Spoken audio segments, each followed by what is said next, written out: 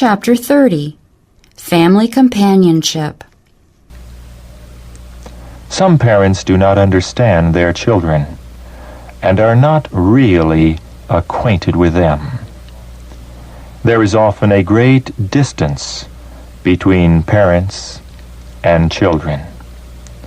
If the parents would enter more fully into the feelings of their children and draw out what is in their hearts, it would have a beneficial influence upon them.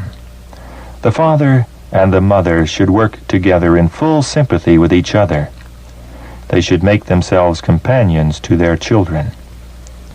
Parents should study the best and most successful manner of winning the love and confidence of their children, that they may lead them in the right path. They should reflect the sunshine of love upon the household. Young children love companionship and can seldom enjoy themselves alone. They yearn for sympathy and tenderness. That which they enjoy, they think will please mother also, and it is natural for them to go to her with their little joys and sorrows. The mother should not wound their sensitive hearts by treating with indifference matters that, though trifling to her, are of great importance to them. Her sympathy and approval are precious. An approving glance, a word of encouragement or commendation, will be like sunshine in their hearts, often making the whole day happy. Parents should encourage their children to confide in them and unburden to them their heart griefs, their little daily annoyances and trials. Kindly instruct them and bind them to your hearts. It is a critical time for children. Influences will be thrown around them to wean them from you, which you must counteract. Teach them to make you their confidant. Let them whisper in your ear their trials and joys. Children would be saved from many evils if they would be more familiar with their parents. Parents should encourage in their children a disposition to be open and frank with them, to come to them with their difficulties, and when they are perplexed as to what course is right, to lay the matter just as they view it before the parents and ask their advice. Who are so well calculated to see and point out their dangers as godly parents? Who can understand the peculiar temperaments of their own children as well as they? The mother who has watched every turn of the mind from infancy and is thus acquainted with a natural disposition is best prepared to counsel her children. Who can tell as well what traits of character to check and restrain as the mother, aided by the father? "No time," says the father. "I have no time to give to the training of my children, no time for social and domestic enjoyments." Then you should not have taken upon yourself the responsibility of a family. By withholding from them the time which is justly theirs, you rob them of the education which they should have at your hands. If you have children, you have a work to do in union with the mother in the formation of their characters. It is the cry of many mothers, "I have no time to be with my children." Then for Christ's sake, spend less time on your dress. Neglect, if you will, to adorn your apparel. Neglect to receive and make calls. Neglect to cook an endless variety of dishes, but never neglect your children. What is the chaff to the wheat? Let nothing interpose between you and the best interest of your children.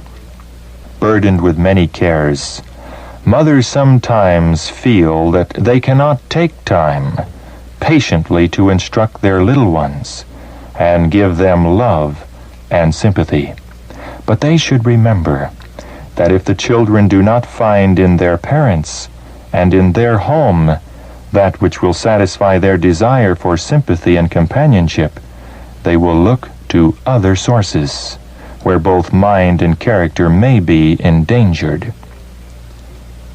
Give some of your leisure hours to your children. Associate with them in their work and in their sports, and win their confidence. Cultivate their friendship. Let parents devote the evenings to their families. Lay off care and perplexity with the labors of the day. Counsel to reserved, dictatorial parents.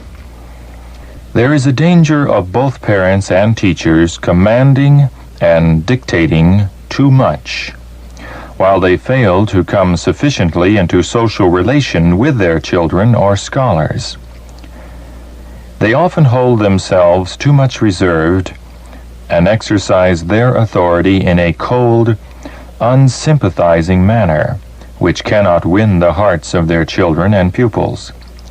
If they would gather the children close to them and show that they love them, and would manifest an interest in all their efforts and even in their sports, sometimes even being a child among children, they would make the children very happy and would gain their love and win their confidence.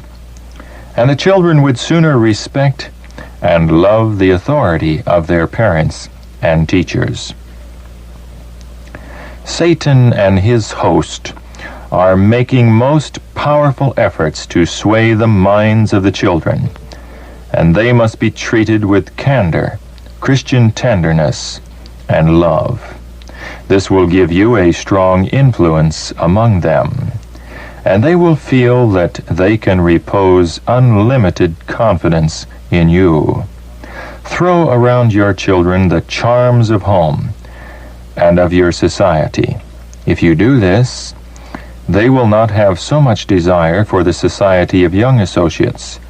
Because of the evils now in the world and the restrictions necessary to be placed upon the children, parents should have double care to bind them to their hearts and let them see that they wish to make them happy. No barrier of coldness and reserve should be allowed to arise between parents and children. Let parents become acquainted with their children, seeking to understand their tastes and dispositions, entering into their feelings, and drawing out what is in their hearts. Parents, let your children see that you love them and will do all in your power to make them happy. If you do so, your necessary restrictions will have far greater weight in their young minds. Rule your children with tenderness and compassion, remembering that their angels do always behold the face of my Father which is in heaven. If you desire the angels to do for your children the work given them of God, cooperate with them by doing your part. Brought up under the wise and loving counsel of a true home, children will have no desire to wander away in search of pleasure and companionship. Evil will not attract them. The spirit that prevails in the home will mold their characters. They will form habits and principles that will be a strong defense against temptation when they shall leave the home shelter and take their place in the world.